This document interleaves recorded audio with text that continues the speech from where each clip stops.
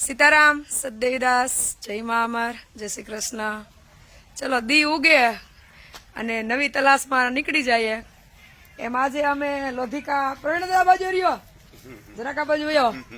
આ આપણા પ્રવીણ દાદા છે લોધિકાથી, અને અમરધામ આશ્રમ ચાંદલી ખાતે દાદાએ ખૂબ સેવા આપી છે. એટલા ભોળા અને સ્વભાવના દયાળુ છે કે ખેતરે પોતે જાત મહેનત કરી અને અવનવા છોડ છે એ ઉજાયરા કરે, અને મારા તમારા જેવા પછી ફૂલ લેવા આવે, કલમું લેવા આવે, રોપ લેવા આવે કે કઈ પણ વસ્તુની જરૂરિયાત ઊભી થાય તો દાદા નિસ્વાર્થ ભાવે 1 પણ રૂપિયો ચાર્જ લીધા વગર અવનવા ફૂલની, ફળની કલમો છે એ બનાવીને આપ્યા રાખે.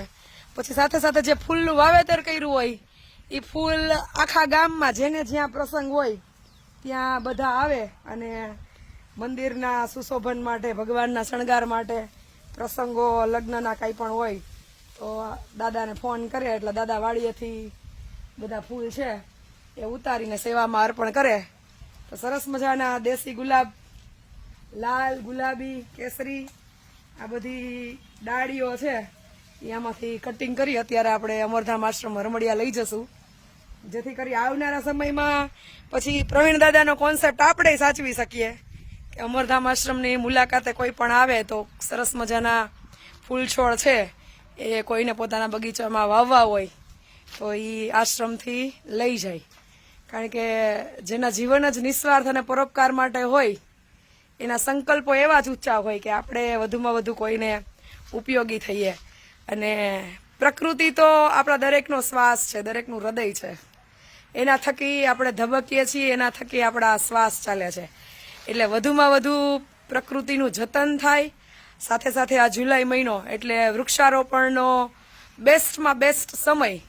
તો દરેક લોકોને હૃદયથી એક નમ્ર અપીલ કે વધુમાં વધુ વૃક્ષો આપણે આપણા હાથે વાવીએ, બીજા લોકોને વાવવા માટે પ્રોત્સાહિત કરીએ, વૃક્ષારોપણ કરીએ અને વૃક્ષોનું વિતરણ કરીએ.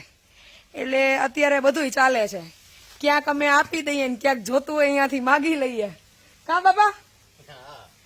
એટલે ફરીથી બધાને એક અપીલ કે આ સમય વૃક્ષારોપણનો છે, વધુમાં વધુ વૃક્ષો વાવજો, પ્રકૃતિનું જતન કરજો, બાળકોને શીખડાવજો અને તમે પણ અમલમાં મૂકજો. અને સમય લઈ અમરધામ આશ્રમ હરમડિયાની મુલાકાત લેજો. અને સેવાના સારથી એવા અત્યારે કાનભાઈ અખંડ આપણી સેવામાં હાજર હોય. આમ સમજો, અમારે એક રાધડી ગોતવાની છે, દરેક વિડીયોમાં કહું છું, એટલે અમારા કાનુડા માટે એક રાધાઈ ધ્યાનમાં રાખજો.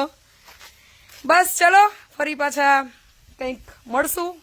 પ્રવીણ દાદાનો ખૂબ ખૂબ આભાર. અમરમાં એમને ખૂબ સુખી નિરોગી દીર્ઘાયુ અર્પે અને એમના અને એના પરિવારનું માં કલ્યાણ કરે. બધાને જાજા કરીને જય મા અમર, સીતારામ, સદદેવીદાસ, અમરદેવીદાસ, જય શ્રી કૃષ્ણ. આવજો બધા.